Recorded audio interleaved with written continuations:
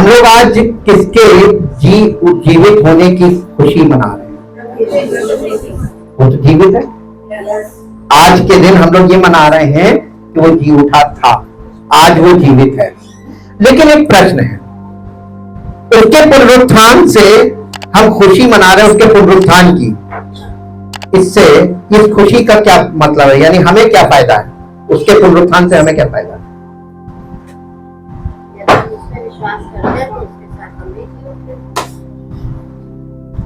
क्यों?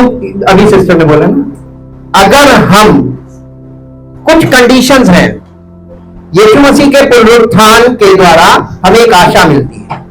वो आशा ये है कि हमें भी वो ऐसे ही अमर बना देगा। हमारा पुनरुत्थान होगा और हम जैसे वो जीवित है, हम भी सदैव जीवित रहेंगे। परमानेंटली हमारा जीवन कंटिन्यू करेगा, जिसे इटर्नल लाइफ बोलते हैं, अनंत जीवन। कितने लोग चाहते हैं कि वो उनका पुनरुत्थान हो? कितने लोग चाहते हैं? चाहते हैं? yes. पक्का? yes. कैसे होगा? आप ये सोचते हैं पानी का बपतिस्मा लेने में जाएंगे? नहीं होगा, नहीं होगा। आप ये सोचते हैं कि हम किसी कलीसिया में जो बिल्डिंग है, जहां पर बड़ी बिल्डिंग, जितनी बड़ी बिल्डिंग होगी वहां पर हम मेंबरशिप ले लेंगे तो हमारा पुनरुत्थान हो जाएगा? नहीं होगा। लिख लीजिए, क्योंकि बाइबल में ये दिया ही नहीं है। तो पुनरुत्थान होगा कैसे? हमारा पुनरुत्थान, उसके पुनरुत्थान की खुशी हम मना रहे हैं इस आशा के साथ कि हमारा भी पुनरुत्थान होगा। हाँ के ना? तो आपको सबसे पहले देखिए, हमारा पुनरुत्थान, मसीही विश्वासियों का पुनरुत्थान, ये एक प्रोसेस है। उसके लिए परमेश्वर ने, देखिए यीशु मसीह ने जगत में आते से पहले क्या कहा पिता से कि तूने मेरे लिए मेल बलि होम बलि तूने ना चाहिए, परंतु मेरे लिए एक देह तैयार की। प्रभु यीशु मसीह के लिए देह क्यों तैयार की? ताकि सब उस पर विश्वास करने वालों को उस देह के पुनरुत्थान के द्वारा एक आशा दे कि प्रभु यीशु मसीह परमेश्वर का इकलौता पुत्र है। और पुनरुत्थान से पहले मृत्यु तक बाइबल इस बात को साफ साफ दिखाती है कि यीशु मसीह इकलौता था, परमेश्वर का इकलौता पुत्र था। लेकिन जी उठने के बाद बाइबल ये बताती है कि जी उठने वालों में पहलौठा है। इसका मतलब जी उठने के बाद वो पहलौठा कैसे हो गया? इसका मतलब और भी। हालेलुया। यीशु मसीह को पहलौठा बनाने के लिए परमेश्वर उस पर विश्वास करने वालों का पुनरुत्थान करेगा, तभी तो पहलौठा होगा। आशा पक्की कर लीजिए। हालेलुया। प्रोसेस समझेंगे, प्रोसेस नहीं समझ में आएगा। आप खुद बाइबल पढ़ेंगे कभी नहीं समझ में आएगा। परमेश्वर ने पवित्र आत्मा को चेलों पर क्यों उतारा था? सब आम लोगों पर क्यों नहीं उतारा था? वहां पर और भी जीव थे, पूरी दुनिया से जीव वहां पर जमा थे, भक्त थे। हाँ, यीशु मसीह ने कहा संसार पवित्र आत्मा नहीं प्राप्त कर सकता क्योंकि संसार उसे नहीं जानता। उसने चेलों का तुम उसे जानते हो, तुम्हारे साथ रहता है। वो पवित्र आत्मा कौन था? प्रभु यीशु मसीह। बॉडी होली स्पिरिट चेलों के साथ था in the form of the body of Jesus Christ. पुनरुत्थान के बाद कुछ हुआ, यीशु मसीह की बॉडी होम बलि हो गई। पर्वों के अनुसार जब हम व्यवस्था में देखते हैं, होम बलि का मतलब देह गायब हो गई, लेकिन आत्मा उतर गई। किस पर? चेलों पर। अब ये जो चेलों का समूह था, आप कह लीजिए ये चेलों का जो समूह था, इसको बॉडी कहिए, और उन पर प्रभु यीशु मसीह का आत्मा उतर गया। अब ये हो गया बॉडी ऑफ क्राइस्ट। अब ये रेजरेक्टेड बॉडी है, ये रेजरेक्टेड बॉडी है। तो कलीसिया को मसीह की पुनरुत्थान की देह आपको पहचानना है कि ये पुनरुत्थान की देह है। और बिना देह के पुनरुत्थान बताइए हो सकता है? परमेश्वर ने अपने पुत्र के लिए देह तैयार की ताकि उसके पुनरुत्थान को प्रकट करें। तो मसीह की देह में जो लोग स्टिक हो जाएंगे। देखिए, बैप्टिज्म वर्ड का मतलब होता है, बैप्टिज्म वर्ड से आ रहा है, इसका मतलब होता है किसी चीज को इमर्स इन, किसी चीज में डूब जाना। जब आप परमेश्वर के प्रेम में भर जाते हैं और मसीह की देह में डूब जाते हैं, इसको कहते हैं baptism of the body of Christ, मसीह की देह का बपतिस्मा। और मसीह की देह के बपतिस्मे में आपके जीवन में जो कुछ भी स्पिरिचुअली पूरा करना है वो कौन करेगा? पिता पुत्र पवित्र आत्मा, परमेश्वर पूरा करेगा। परमेश्वर का मतलब पिता पुत्र पवित्र आत्मा। और जब पिता पुत्र पवित्र आत्मा अपना काम करेंगे तो मौजूद होंगे तभी तो करेंगे। तो अगर हम एब्सेंट रहेंगे तो काम जो मौजूद रहेंगे उनमें करेगा। इसमें आपको एक चीज समझ में आ गई होगी, ऑनलाइन अलाउड नहीं है। क्यों? क्योंकि हमारा मालिक भी अलाउड कर रहा है, हम कैसे कर लें? हम आपको स्टडी भेज सकते हैं, वो ऑनलाइन चल सकती है, लेकिन संडे को अगर आप स्टडी में इन्वॉल्व हैं, पवित्र आत्मा आपके जीवन में क्लैरिटी लाएगा विचारों में कि आपको होना है, उपस्थित होना अनिवार्य है, मैंडेटरी है। ठीक, ये मैंडेटरी परमेश्वर ने मैंडेटरी रखा, हमने आपको व्यवस्था से भी दिखाया। आज हम आपसे पुनरुत्थान की बात करेंगे, हमारा पुनरुत्थान, इंडिविजुअल नहीं है। पुनरुत्थान बॉडी का हुआ था कि अंगों का हुआ था? यीशु मसीह। पहली बात तो ये स्पष्ट कीजिए, तो बॉडी ऑफ क्राइस्ट में जितने भी लोग कंटिन्यूअसली और रेगुलरली बने रहेंगे, बहुत मुश्किल होगा, क्योंकि ऐसी परिस्थितियां जीवन में आएंगी। यीशु मसीह ने बीज बोने वाले के दृष्टांत में दिखा दिया था, वचन के कारण क्लेश और सताव आएगा और वो तुम्हारे उस जोश को ठंडा कर देगा। हालेलुया। इसलिए वो हर एक विश्वासी के लिए जो मसीह में है, वो परमेश्वर के दाहिने बैठकर निवेदन करता है, प्रभु इसको छुड़ा ले। और हम आपको एक बात बता दें, अगर परमेश्वर ने आपको पकड़ लिया, पहचान बता रहे, आप भाग कर देख लो, जितना भागोगे वो एक खाई खोद देगा, खाई में जब गिरोगे तो फिर कहोगे प्रभु बचा ले, फिर ले आएगा। क्यों? क्योंकि तुमको उसने एरिया में भागने नहीं देगा। और जिस पर नहीं चुना है वो कितना भी आ जाए घुसने की कोशिश करे, वो एक्सेप्ट नहीं करेगा। हालेलुया। मर्जी किसकी चलेगी? तो आपकी मर्जी मसीह में चलेगी नहीं। क्या चीज छोड़नी है? अपनी मर्जी। और सोच लीजिएगा, मर्जी, अपनी मर्जी को आपको कुर्बान करना है। हर बार जब आप आ रहे हैं ना, आप ये सोच के बताइए कि आज आपके मन की बात आपको सुनने को मिलेगी। पहले अपनी मर्जी को यहां पर तोड़ना शुरू कीजिए, और जो भी आपके सामने वचन के द्वारा रखा जा रहा है, आपको चोट नहीं पहुंचनी चाहिए। अगर चोट पहुंच रही है, इसका मतलब आपकी मर्जी के विरुद्ध बात हो रही है। हालेलुया। ठोकर कब लगेगी? जब आप वचन सुनेंगे और आपकी मर्जी के मुताबिक नहीं होगा, तब आपको चोट लगेगी। हालेलुया।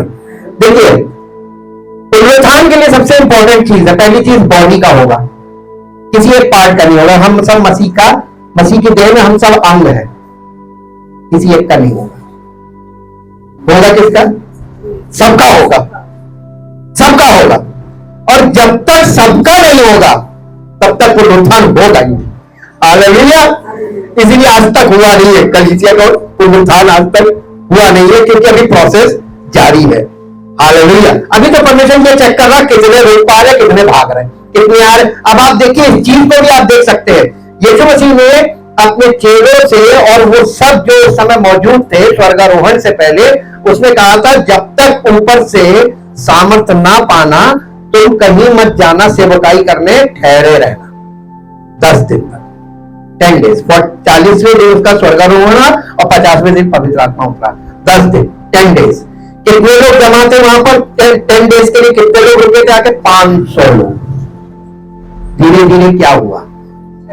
सबका धैर्य टूटता गया, सब धीरे धीरे धीरे धीरे धीरे धीरे।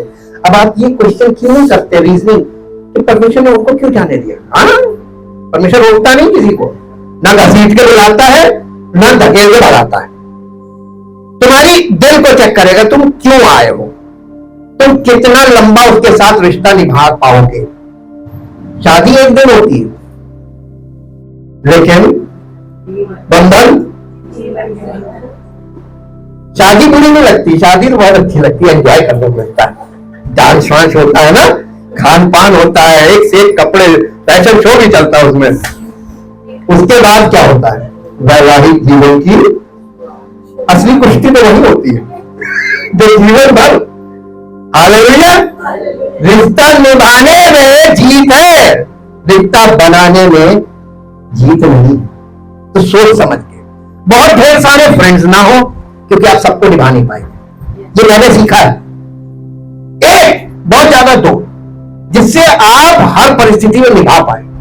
क्योंकि ये हमारा सामाजिक रिश्ता होता है, एक फ्रेंडली रिलेशनशिप एक अलग चीज है। जब हम अपने खून के रिश्तों को नहीं निभा पाते पूरे खानदान के साथ, हम अपने दो बच्चों को रिश्ता नहीं निभा पाते हैं, खून के रिश्ते, तो हम इतने ढेर दोस्त बना के रिश्ता निभा पाएंगे? हालेलुया। तो रिश्ते कम ही रखो, निभाने की सामर्थ बढ़े तो रिश्ता बढ़े, और निभाने की सामर्थ ना हो तो रिश्ते घटे। इसीलिए देखिए आज क्या हो रहा है, रिश्ते घट गए, घटे ना। क्यों? अरे तुम पहले इतना निभा लो, फिर बाद में आगे रिश्ता बढ़ाना। हालेलुया। तो बहुत ज्यादा रिश्ते ना हो। अब हम देखते हैं पहले कौन सी मृत्यु आई थी, फिजिकल डेथ पहले आई थी कि स्पिरिचुअल डेथ? तो पहले कौन सी डेथ का पुनरुत्थान होना चाहिए? हालेलुया। परमेश्वर बहुत बुद्धिमान है, कभी आपकी बुद्धि के नसें फट जाएंगी उसको समझने में। आदम को देखिए, वहां पे सबसे पहले कौन सी डेथ हुई थी उसकी? स्पिरिचुअली डेथ हुआ, और फिर उसके बाद because of the cause of spiritual death उसकी फिजिकल डेथ हुई। और इन दोनों मृत्युओं का कारण क्या था? पाप। पाप की परिभाषा क्या है? नहीं, पाप की परिभाषा पूछा है, परिणाम नहीं, किसी को नहीं। एक एग्जाम्पल देंगे, बहुत ध्यान से सुनिएगा। एग्जाम्पल बहुत इंपॉर्टेंट होता है। हमारा हिंदुस्तान देश, हमारी बॉर्डर्स हैं, और बॉर्डर के जो वो होते हैं कोस्टल एरियाज, यानी जो बॉर्डर वाले स्टेट्स होते हैं, राज्य, वहां पर आप देखेंगे तो हमारा खेत और बगल वाले देश का खेत इतने मिले हुए हैं कि वहां पर कोई निशान नहीं होता। और हमारा किसान वो अपने खेत में काम करते करते थोड़ा सा अगर उधर पेड़ है, उधर जाके छाई में बैठ गया तो उसने अपराध किया, सीमा क्रॉस कर दी। पर सीमा क्रॉस हो जाना यही पाप है। सीमा ट्रांसग्रेशन का मतलब क्रॉस द बाउंड्री। हमारा कानून भी यही है, रेड लाइन है, और आपकी वहां पे लाइन बनी होती है। आप कभी भी लाइन के बाहर आगे खड़े हो जाके देखिए, पुलिस वाला तुरंत आएगा पीछे पीछे। लाइन क्रॉस करोगे, कैमरे में फोटो खींचेगी, चालान ऑटोमेटिक हो जाएगा। अब किया नहीं जाएगा, वो हो जाएगा। हालेलुया। हाँ, आपको बाद में गुड न्यूज मिलेगी, अच्छा तुमने बॉर्डर क्रॉस कर लिया था। हालेलुया। पाप की परिभाषा समझ में आ गई। अब ये बताइए, आप बोलने में सीमा पार कर जाते हैं, ये होता कैसे? फिजिकल भावनाओं में जब आदमी भरता है ना, तो बोलने में भी उसकी सीमा पार हो जाती है, विचारों में भी सीमा पार हो जाती है। आप पता नहीं क्या सोचने लगे, आप कुछ भी सुनकर कुछ भी समझने लगे, ये सीमा पार कर रहे हैं। तो ये क्या कर रहे हैं? आप पाप कर रहे हैं ना। पाप जानबूझ कर भी किया जाता है और अनजाने में भी किया जाता है, सजा दोनों में बराबर है, सजा में कोई कमी नहीं। तो दोनों प्रकार के उल्लंघन का, यानी सीमा उल्लंघन पाप है। जब परमेश्वर ने कहा ये नहीं करना है, उसने वो किया तो वो सीमा पार कर गया। दिस इज सिन। और वो इनोसेंस की स्टेज में था। इनोसेंस का मतलब मासूमियत की हालत में था, उसकी मानसिक दशा मासूमियत में थी, वो मासूमियत में हुआ। क्योंकि वो मासूमियत में हुआ, लेकिन परमेश्वर ने उसे माफ नहीं किया। हम लोग अपने बच्चों को ये सोचते हैं, हमारे देश में बच्चों को लोग ईश्वर का रूप मानते हैं, कहते हैं ये तो भी बच्चा अबोध है या अबोध है। ये पापी नहीं है। परमेश्वर ने उसको बच्चे का मानसिकता में देखे। आदम कैसा था? आदम और हवा, लेकिन परमेश्वर ने माफ नहीं किया। इसका मतलब परमेश्वर आपके किसी भी एक्ट को माफ नहीं करता है। हालेलुया। पहली बात तो ये याद रखिए, माफी की एक कंडीशन है, एक प्रोसेस में रखा उसने माफी को। क्यों माफी को प्रोसेस में रखा है? क्योंकि इंसान 2-2 मिनट में सॉरी बोलेगा। बच्चे को देख लीजिए आप, हमारे घर में है छोटा बच्चा, दिन में कितनी बार सॉरी बोलता है, कोई सीमा नहीं है सॉरी की, लेकिन जितनी ज्यादा सॉरी उतना ज्यादा गलती। सॉरी माफी नहीं, एक बार और गलती करने से परमिशन, सॉरी फिर सॉरी लाइसेंस है ये, सॉरी लाइसेंस है। क्या हम गलती करेंगे बार? यही तो वहां पर मूसा के तंबू में हो रहा था, वो लोग बार बार आकर बलिदान चढ़ा देते थे, माफी हो गई, फिर चलेगा, फिर करके आ रहे, फिर परमेश्वर ने मृत्यु की वाचा दिखा दी। हाँ, अब मेरे साथ एक पद निकालिए। अब आप इतना बैकग्राउंड तैयार हो गया, स्पिरिचुअल डेथ फर्स्ट, तो फर्स्ट रेजरेक्शन फर्स्ट। पहला पुनरुत्थान अगर नहीं हुआ तो आपका फिजिकल रेजरेक्शन भी नहीं होगा। हालेलुया। अब मेरे साथ आइए, आप मेरे साथ निकालिए रोमियो की पत्री, उसका 5 अध्याय 12 पद से पढ़िए। इसलिए जैसा एक मनुष्य के द्वारा पाप जगत में आया और पाप के द्वारा मृत्यु आई, और इसी रीति से कैसे मृत्यु सब मनुष्यों में फैल गई? पाप के द्वारा। अब 1 मिनट यहां रुक जाइए। बागे अदन में जब आदम और हवा थे, इमीडिएट प्रेजेंस ऑफ गॉड में थे, परमेश्वर की उपस्थिति में थे, ठीक, परमेश्वर के साथ निवास कर रहे थे और कोई था ही नहीं। उनका पतन से पहले उन लोग, उनकी संतान पैदा हुई कि पतन के बाद पैदा हुई? सब लोग सहमत हैं? पतन के बाद पैदा हुई। आज ये संसार में जो जनरेशन आपको दिखाई दे रही है, मानव जाति, ये सब पापी है कि नहीं है? बॉर्न सिनर है कि नहीं है? लेकिन अब फिर यहां पर एक पेच आ गया, मेरे आगे पढ़िए। इसलिए कि सबने पाप किया है, क्योंकि व्यवस्था के दिए जाने तक, यहां पे ध्यान दीजिएगा, क्योंकि व्यवस्था के दिए जाने तक पाप जगत में तो था, परंतु जहां व्यवस्था नहीं वहां पाप। अब आप एक बात बताइए, कॉमन सेंस पे फिर आ रहे रीजनिंग पे, अगर हमारे देश से कानून हटा दिया जाए, नहीं, जो अपराध होंगे वो फिर उस पर न्यायालय कैसे न्याय करेगा? वो कहेगा सर हम कुछ नहीं, हम यहां से यहां ही तो गए थे, तो कानून तो है नहीं कि ये बाउंड्री क्रॉस हुई, कोई लिमिटेशन होनी थी ना। लिमिटेशन, कानून का मतलब लिमिटेशन। आपकी अनुमति कितनी है, आपकी बोलने की अनुमति। फ्रीडम ऑफ एक्सप्रेशन का मतलब ये नहीं है कि जहां चाहो वहां खड़े हो जाओ, जो चाहो वो बोलो, है? लेकिन लिमिट क्रॉस हो गई। आज के युग में कानून कुछ कर पा रहा है? क्योंकि जब उन पर कार्रवाई होती वहां जाके सॉरी बोलते हैं, लेकिन क्षमा कीजिए, आइंदा से नहीं करेंगे, कुछ समय बात फिर हालेलुया, उनकी हिस्ट्री बनती है ऐसे। जी, व्यवस्था दिए जाने तक पाप जगत में था, लेकिन परंतु यहां पे व्यवस्था की जगह कानून कर दीजिए। परमेश्वर ने 10 आज्ञाएं जो दी थी वो परमेश्वर का कानून था।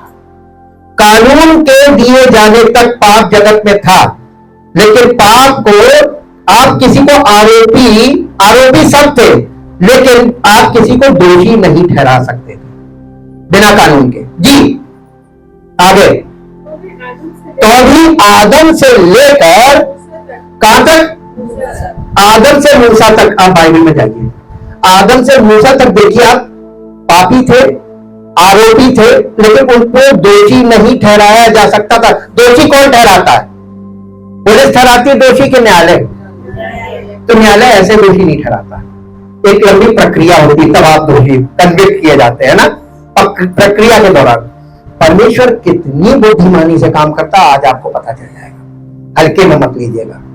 मूसा से आदम से मूसा तक पाप जगत पे तो था, लेकिन पाप गिना नहीं जाता था क्योंकि व्यवस्था नहीं थी। व्यवस्था कब मिली? जब परमेश्वर इस्राएलियों को मिस्र से निकालकर और कनान के लिए ले जा रहा था, तो जंगल में सिनै पर्वत पर परमेश्वर ने उनको कानून दिया। अब कानून आ गया, और कानून के साथ साथ मूसा की व्यवस्था विधि दिखाई कि ये देखो, ये मृत्यु की वाचा, अगर तुमने ये नहीं माने तो तुम मरोगे। और वहां पर देखिए कोई बचा नहीं, सब मर गए। आगे पढ़िए। मृत्यु ने हाँ, क्या फिर से? तो भी आदम से लेकर मूसा तक मृत्यु ने उन लोगों पर भी राज्य किया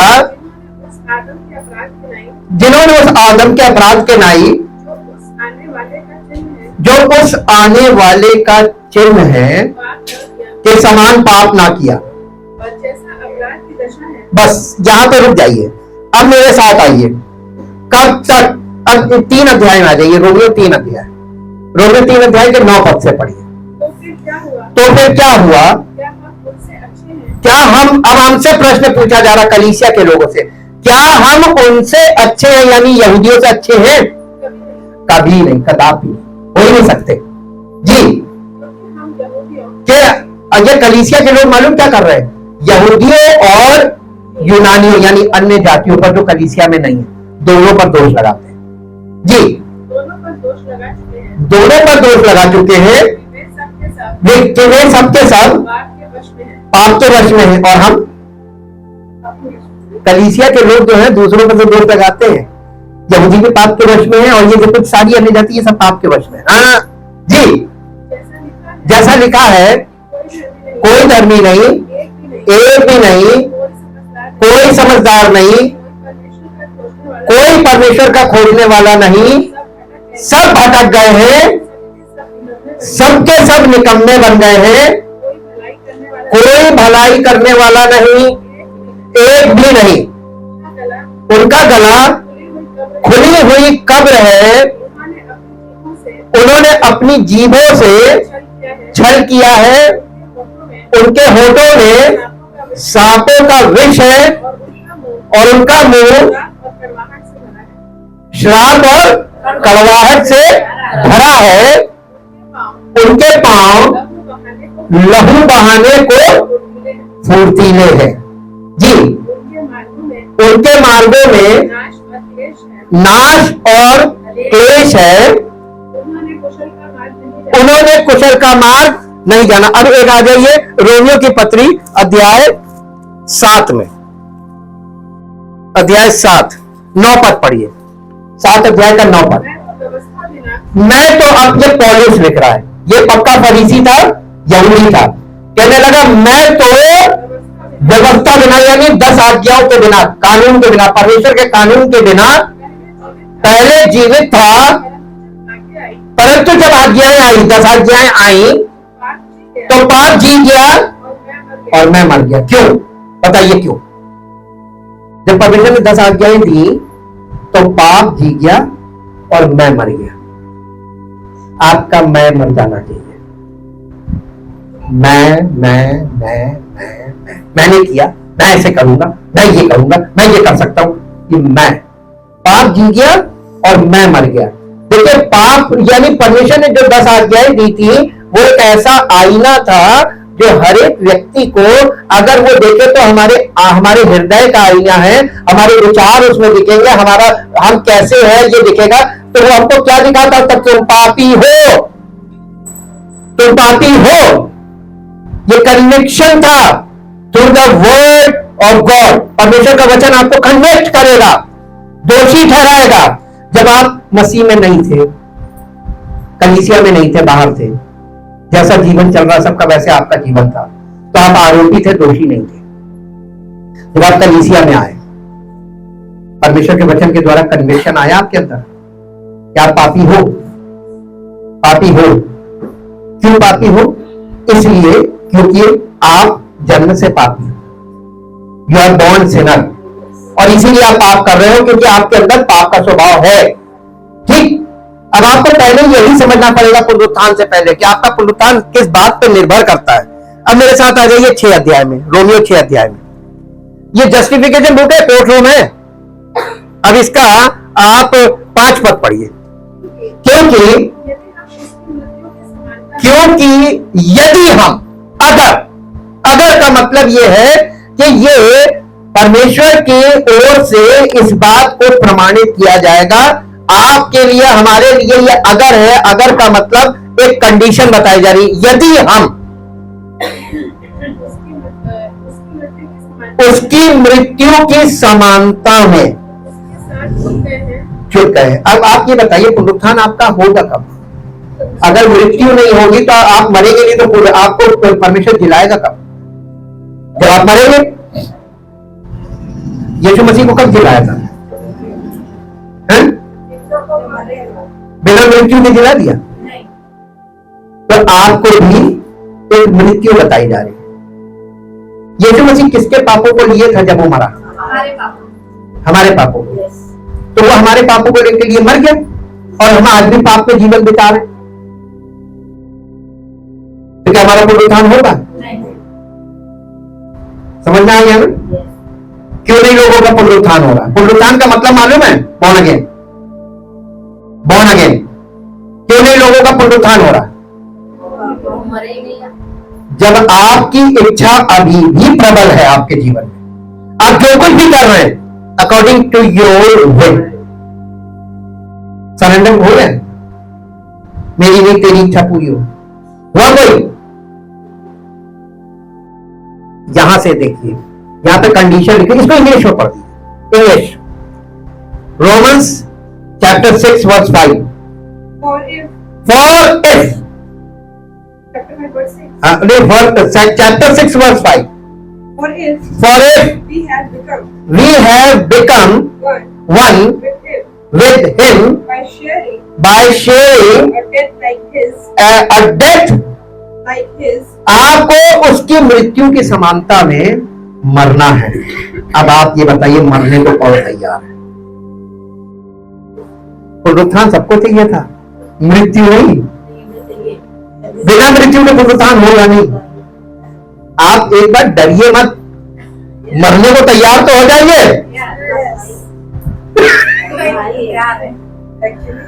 समझेंगे कैसे जब तक तैयार नहीं होंगे? हाँ, नहीं, हमारे पापों के लिए वो मर गया, तो हम पापों में जीवन क्यों बिता रहे? क्वेश्चन ये,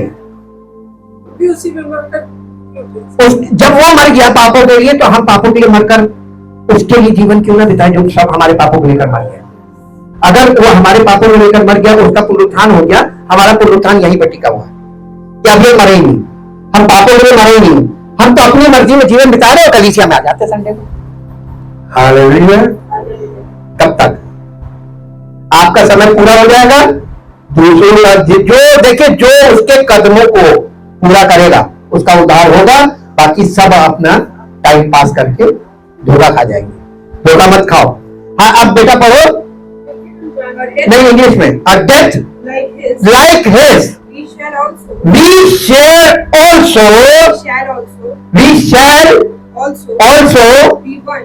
be one with him in sharing his resurrection.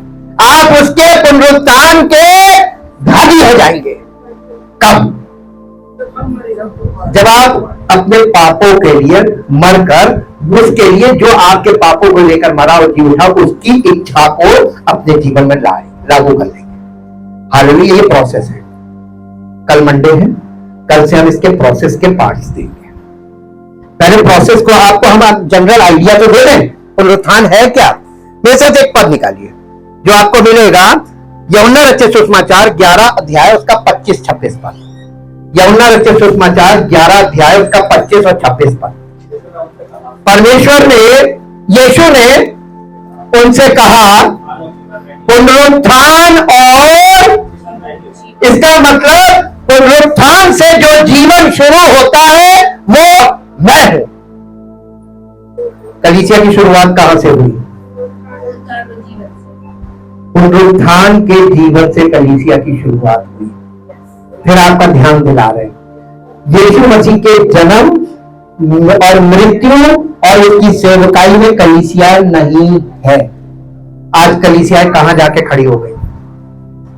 उन्होंने सीमा पार कर ली, पीछे उल्टी दिशा में चल गए। वो क्रिसमस, ईस्टर गुड फ्राइडे और ईस्टर, उसके बाद फिर वापस घूम जाते हैं क्रिसमस के लिए। क्या तैयारी करते हैं ईस्टर के बाद? अगली तैयारी क्या होती है? कोई संकोच नहीं सच बोलने में, लेकिन काहे की होनी चाहिए? अपना आपका पुनरुत्थान के लिए कभी आपने सोचा ही नहीं? The biggest festival in Christianity is the resurrection of Jesus Christ, the biggest festival. लेकिन इसको एकदम नीचे कर दिया गया, उसको ऊपर कर दिया गया, कॉमर्शलाइजेशन। अभी आप नहीं समझ रहे ये उल्टा क्यों हो गया? ये एक, लेकिन परमेश्वर की योजना अपनी जगह वैसे ही चल रही बाइबल के अनुसार। जी आगे पुनरुत्थान, फिर लोग 11 जो है 25-26 था ना, यीशु ने कहा पुनरुत्थान और जीवन मैं ही हूं, जो कोई मुझ पर विश्वास करता है, जो कोई मुझ पर विश्वास करता है करेगा नहीं। मैं ग्रामर पे बहुत एम्फसाइज करता हूं, जोर देता हूं, जो कोई मुझ पर करेगा। क्या आप उस पर विश्वास करते हैं? पक्का? तो आगे पढ़ लीजिए। वो यदि मर भी जाए कैसे?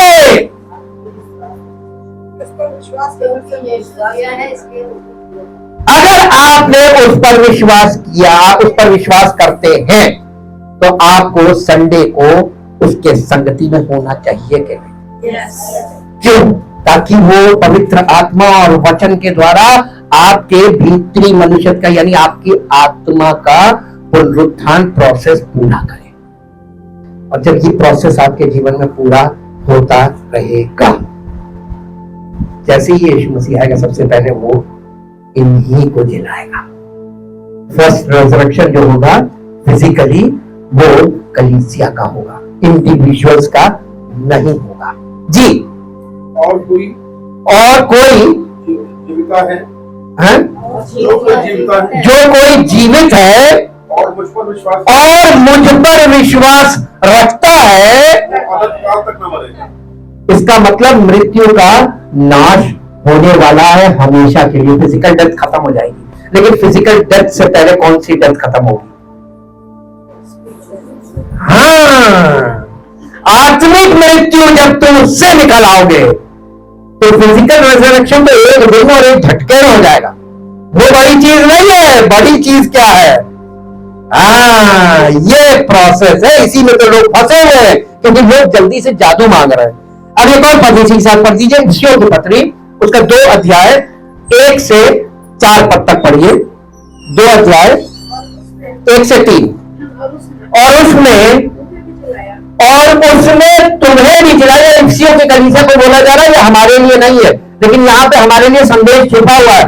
और उसने तुम्हें भी जिलाया जो अपने अपराधों और पापों के कारण मरे हुए थे, जिनमें तुम पहले, देखिए हम लोग कलीसिया में आए हैं, लेकिन हम पहले कैसा जीवन व्यतीत करते थे वो आईना दिखाया जा रहा है।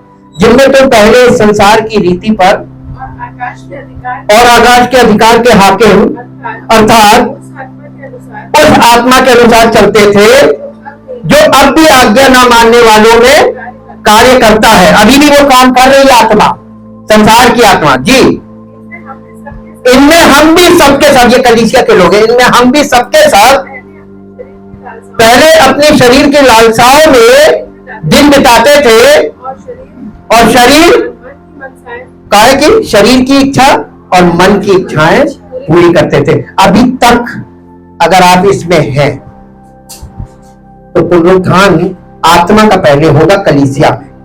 अगर ये हो गया तो आपका फिजिकल रिजरेक्शन क्लियर, रास्ता क्लियर है। फिर आपके लिए गुड न्यूज ये है कि जिसका आत्मिक पुनरुत्थान होगा मसीह की देह में, वो पुनरुत्थान की देह है, उसका मसीह के साथ प्रगटीकरण होगा, जिसे रैप्चर बोलते हैं।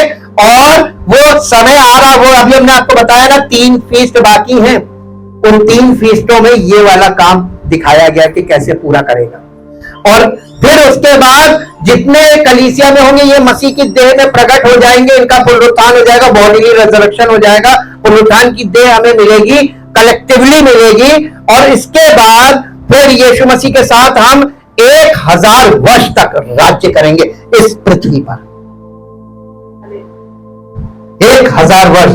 इसीलिए पौलुस बार बार कह रहा था यदि हम उसके साथ मर गए तो उसके साथ राज्य भी करेंगे। पक्का है, लेकिन स्पिरिचुअल रिजरेक्शन उसकी देह में होगा तब। कंडीशनल है, ये जितने वायदे सब कंडीशनल हैं। अब इसके बाद एक और पद निकालिए जो आपको मिलेगा रोमियो की पत्री 8 अध्याय और उसका 11 पद। रोमियो की पत्री 8 अध्याय उसका 11 पद। और यदि उसी की आत्मा, ये देखिए कंडीशन आ गई, और आपको नए नियम में पत्रियों में कंडीशन अप्लाइड है। यदि का मतलब ही कंडीशन है। और यदि उसी की आत्मा, उसी का आत्मा जिसने यीशु को मरे हुए में से जिलाया तुम में बसा हुआ है। अगर लोग मालूम इसको कहते हैं हम में बसा। डिक्लेयर मत करो, कभी ये डिक्लेयर मत करो कि इस सेब का पेड़,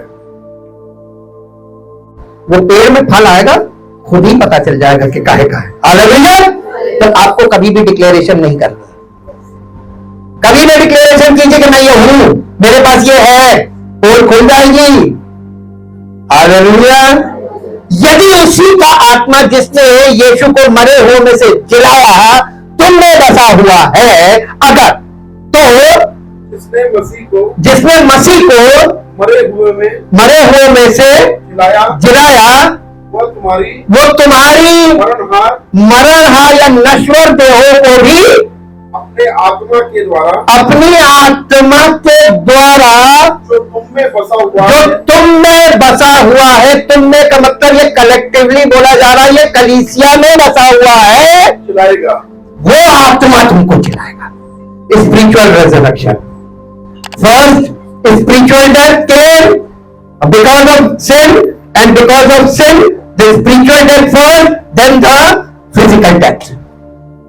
ऑर्डर देख लीजिए, उसी ऑर्डर में ये फिर से रिलीज किया जाएगा, और जो सबसे आखिरी शत्रु होगा फिजिकल डेथ, उसको भी हरा देगा। अपने पास तो उसने हरा दिया। अब मैं आपको इस सिग्निफिकेंसेस दिखाता हूं। जो यहूदियों के पर्व हमने देखे थे, यहूदियों का पहला महीना हमारे 15 अप्रैल से 15 मार्च से 15 अप्रैल का जो 2 महीनों के आधा दिन है, वो उनका पहला महीना होता था, फर्स्ट मंथ। और पहले महीने की शुरुआत फसह के पर्व से होती थी। अब आप देख लीजिए कि 15 मार्च और 15 अप्रैल के बीच में फसह का पर्व हम लोगों ने मनाया, पाम संडे से, और गुड फ्राइडे और ये ईस्टर है। तो देखिए फसह के पर्व पे मेमना बलि हो गया, हमारा मेमना बलि हो गया, हमारा फसह का मेमना प्रभु यीशु मसीह। उसके बाद जो उसको ग्रेव में रखा गया, जो सैटरडे का दिन था, वो 7 यानी फसह के पर्व के अगले दिन से 7 दिन का अखमीरी रोटी का पर्व शुरू होता था, 7 डेज। तो उसका वो शुरू है, अभी वो चल रहा है। लेकिन इस अखमीरी रोटी के पर्व के अगले दिन प्रथम फल का पर्व होता था, यानी उनके देश में पहले जौ कटती थी और जौ को प्रथम फल बोला गया। तो जौ की बालियां लाकर परमेश्वर के भवन में हिलाई जाती थी, और यही यीशु मसीह के रिजरेक्शन को दिखाता है। पहला फल जी उठने वालों में पहलौठा।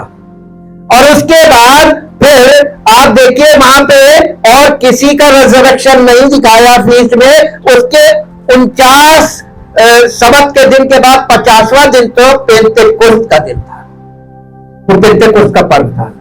और पेंतेकोस्त के पर्व तक यीशु मसीह के फर्स्ट आगमन में पूर्ति हो गई। पेंतेकोस्त से क्या हुआ? कलीसिया की स्थापना हुई, यानी बाकी लोगों का पुनरुत्थान का कार्य कलीसिया के द्वारा पवित्र आत्मा की सामर्थ्य में शुरू हो गया। हम लोग उसी प्रोसेस में हैं। इसके बाद आप देखेंगे गैप आ गया, और गैप के बाद ये कलीसियाई युग चल रहा है, जो अभी भी चल रहा है, लेकिन अब ये एंडिंग स्टेज पे आ रहा है। अब इसके बाद जो पहला पर्व आएगा वो आएगा तो यहीयों का पर्व, यही है राज्य, जब हम मसीह के साथ पुनरुत्थान की देह में प्रकट होंगे। हालेलुया।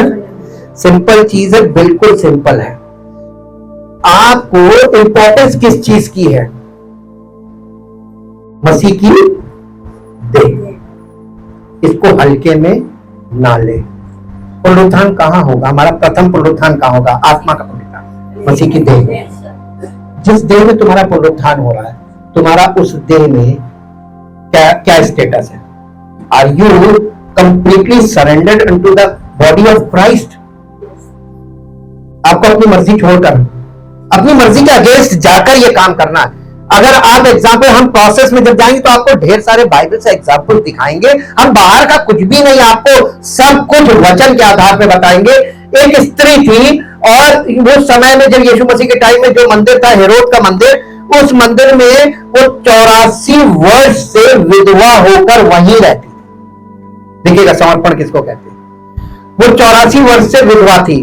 उसकी विवाह के 7 साल बाद उसके आदमी की मृत्यु हो गई, वो विधवा हो गई। और उसने कहा कि अब मैं शादी नहीं करूंगी। जवान थी, कर सकती थी, अलाउड भी है। उसने कहा मैं शादी नहीं करूंगी, मैं अपना जीवन उस महान परमेश्वर के उद्धार के लिए समर्पित करूंगी। और यीशु मसीह उत्पन्न हुआ था उस समय। जब उसने, ये लोग, उसके माता पिता यीशु बालक को लेकर मंदिर में गए थे समर्पण के लिए, वहां पर वो स्त्री थी, 84 वर्ष से विधवा थी। उसका काम क्या था? वो मंदिर में अपना जीवन समर्पित कर दिया। मंदिर वो समय वो दिखाता था प्रभु यीशु मसीह की देह को, क्योंकि यीशु मसीह का ऐसे ढा दो, मैं 3 दिन में इस मंदिर को खड़ा कर दूंगा। कलीसिया से आपका ऐसा ही समर्पण हो कि आप अपने जीवन या आत्मिक जीवन के लिए, हमें आत्मिक रोटी कहां मिलेगी? मसीह की देह में। आत्मिक जीवन कहां मिलेगा? मसीह की देह में। आत्मिक पुनरुत्थान कहां मिलेगा? मसीह की देह में। आत्मिक ज्योति कहां मिलेगी? मसीह की देह में। आत्मिक सारी चीजें आपको मसीह की देह में अवेलेबल है। आपको कुछ करना है इसमें? उपस्थित होना है। सबने कह दिया नहीं, कुछ नहीं करना। अब आप बताइए, सब कुछ प्रभु ने कर दिया, आपको क्या करना है? समर्पण यही तो है ना। अब समर्पण के लिए आपको क्या करना पड़ेगा ये मुझसे मत बताइएगा। ये सबके अलग अलग है। आपकी क्रूस अलग है, मेरी क्रूस अलग है, लेकिन मिला जुला के देखो सबकी क्रूस एक ही है। हालेलुया। हमने अपने जीवन को जब समर्पित किया, हम भी शुरू में गोला मारते थे। दूध का धुला तो कोई नहीं ना, एक भी नहीं, एक भी धर्मी नहीं है। हम कहते हैं हम तो पापी आज भी है। हमारी धार्मिकता तो वो है, हम ये कहते ही नहीं कि हम धर्मी हैं। हम कैसे हो सकते धर्मी बताइए? हम ये डिक्लेयर ही नहीं कर सकते। हम तो पापी थे, पापी हैं, पापी ही रहेंगे। लेकिन हम उस धार्मिकता को हमने ओढ़ लिया है ताकि लोग उसको देखें कि वो है धर्मी, हम नहीं। पापी उसमें शरण लेके बच जाते हैं, यही तो है। हम तो गाना गाते नहीं है, और धर्मी उसमें, पापी उसमें जाके शरण लेके बच जाते। अगर आप पापी हैं, मानते कि आप पापी हैं, और आप जानते हैं कि लोग आपको धर्मी माने, कभी नहीं मानेंगे। और ये प्रयास कभी मत कीजिएगा कि लोग आपको धर्मी कहें। लोग आपको कहें कि यार मेरे समान है, मैं भी पापी, ये भी पापी, संकोच नहीं होगा फिर। और आपके जीवन से प्रभु की सामर्थ्य उनके जीवन में कब काम कर जाएगी आपको नहीं मालूम। प्रभु किसके जीवन में कब क्या करेगा मालूम है। लेकिन जब तुमने प्रभु को धारण किया है स्पिरिचुअली, तो तुम्हारे शरीर से नहीं, तुम्हारे प्राणों से, तुम्हारे हृदय से उस पवित्र आत्मा के फल प्रकट होंगे। और फल लोग खाते हैं, फल दूसरों के लिए होते हैं, पेड़ के लिए फल नहीं होता है। जब आपके जीवन में पवित्र आत्मा के फल प्रकट होंगे, वो किसके लिए होंगे? सबसे पहले आपके परिवार के अन्य सदस्यों के लिए होंगे। उनके जीवन में प्रभु काम कैसे करेगा? फलों से। और फल जब प्रकट होंगे तभी तो दूसरों को फायदा होगा। यदि तू विश्वास करेगा तेरा घराना उद्धार पाएगा, बताइए कैसे पाएगा? आपके विश्वास से। तो आपके विश्वास क्या है? पवित्र आत्मा के फल क्यों नहीं प्रकट हुए अगर विश्वास है तो? हम बड़े बड़े क्वेश्चन मार्क लगाते जा रहे हैं। अब आप जाके झांक के देखिएगा अपने अंदर। अगर आपने उस पर विश्वास किया है और आप उसकी देह में रेगुलर हैं, तो आपके जीवन, मालूम आपने एक गलती कर दी। गलती क्या की? उसकी मृत्यु की समानता में आपने अपने आप को नहीं जोड़ा। आप अपनी इच्छा को आपने नहीं मारा, और ये इच्छा को एक दिन नहीं मारना है। हाँ, ये प्रतिदिन का, डेली बेसिस। इसलिए आपको डेली बेसिस पर आत्मिक रोटी खानी आवश्यक है, इसीलिए आपको दी जा रही है। हालेलुया। बड़ी मुश्किल से इक्वल समानता आई है विचारों में, क्या आप एक साथ समझ सकते हैं। शुरुआत में क्या था? कोई अभी नया आया है, कोई बहुत दिनों से है, कोई कुछ है, कोई कुछ है, अब उबड़ खाबड़ था। तो उसको बराबर करने में ये जो समय में हमारा निकला ये वेस्ट नहीं गया, प्रभु में परिश्रम व्यर्थ नहीं जाता कभी, ये सफल हो गया। अब हम उस दिशा में बढ़ रहे हैं आत्मिक पुनरुत्थान की। अब आप ये बताइए, अगर आपने अपनी इच्छा को मार दिया, मेरी इच्छा नहीं प्रभु तेरी इच्छा पूरी हो, ये प्रतिदिन कहने से काम नहीं चलेगा। प्रतिदिन आपको अपनी इच्छाओं को मारने की प्रैक्टिस करनी पड़ेगी। क्या करने को तैयार है? कितने लोग तैयार हैं? अपने स्थान पर खड़े हो जाए। Thank you, thank you, thank you, thank you, thank you, thank you, thank you. धन्यवाद, धन्यवाद, धन्यवाद, धन्यवाद, धन्यवाद। लास्ट में एक पद पढ़ दीजिए, इसी विषय का पद पढ़ दीजिए। 8 अध्याय, रोमियो 8 अध्याय, हम रोमियो से नहीं हटेंगे। रोमियो 8 अध्याय 12 पद पढ़िए। 12। सो हे भाइयों, हम शरीर के कर्जदार नहीं, ताकि शरीर के अनुसार दिन काटे, क्योंकि यदि तुम शरीर के अनुसार दिन काटोगे तो मरोगे। यदि आत्मा किसके द्वारा, आत्मा से देह की क्रियाओं को पुनरुत्थान चाहिए। किस किस को चाहिए? दैहिक क्रियाएं। आपके अंदर कोई विचार आ रहा है कि मैं ये करूं ना, प्रभु की इच्छा होगी वही करूंगा, मेरा दिल कह रहा है कि ये करो, मैं नहीं करूंगा। दिल की अपनी इच्छा को मारो, तब प्रभु कहेगा इसने मारना शुरू कर दिया, तब प्रभु अपनी इच्छा प्रकट करेगा। और प्रभु की इच्छा में कोई शारीरिक क्रिया नहीं है, मैं बार बार बता रहा हूं। उसमें क्या हृदय का भाव है, उसमें आत्मिक भाव से वो दिलाएगा। आपके अंदर आत्मिक भाव बढ़ेगा और शारीरिक क्रिया घटेगी। आत्मिक भाव बढ़ेगा, शारीरिक क्रिया घटेगी। और जैसे जैसे आत्मिक भाव बढ़ेगा वैसे वैसे शारीरिक क्रिया घटेगी। और जैसे जैसे आप शारीरिक क्रिया को घटाएंगे आत्मिक भाव बढ़ता जाएगा, आप आत्मिक रूप से बढ़ने लगेंगे। क्या ऐसा करने को तैयार हैं? पवित्र आत्मा और वचन के द्वारा परमेश्वर इसी के लिए आपकी सहायता करेगा। उसने आपको छोड़ा नहीं है और कभी छोड़ेगा भी नहीं। वो आपकी अगुवाई कर रहा है, मृत्यु से जीवन की ओर अगुवाई कर रहा है। Thank you, thank you, thank you. परम पिता परमेश्वर, हम सब मिलकर आपका धन्यवाद करते हैं, क्योंकि आपने हम सब के लिए वो कर दिया है प्रभु कि कोई कर नहीं सकता था। क्योंकि प्रभु मृत्यु को, पाप को और मृत्यु को दोनों को हराना था और वो कोई मनुष्यों में से नहीं कर सकता था। इसलिए आपने अपने इकलौते पुत्र को इस संसार में भेजा। उसने हमारे पाप को और उस मृत्यु को जो पाप का परिणाम थी उसे क्रूस पर मिटाकर हमारे लिए अनंत जीवन का मार्ग खोल दिया। हम प्रभु आपका बहुत धन्यवाद करते हैं कि आपने हमें स्वर्ग में निवास करने के लिए हमें वीजा दे दी, ताकि प्रभु हम लोग इसके द्वारा, इस पुनरुत्थान के द्वारा, आपके पुत्र प्रभु यीशु मसीह के पुनरुत्थान के द्वारा उसकी आत्मिक देह में प्रथम पुनरुत्थान के लिए तैयार होकर उसके आने का इंतजार करें।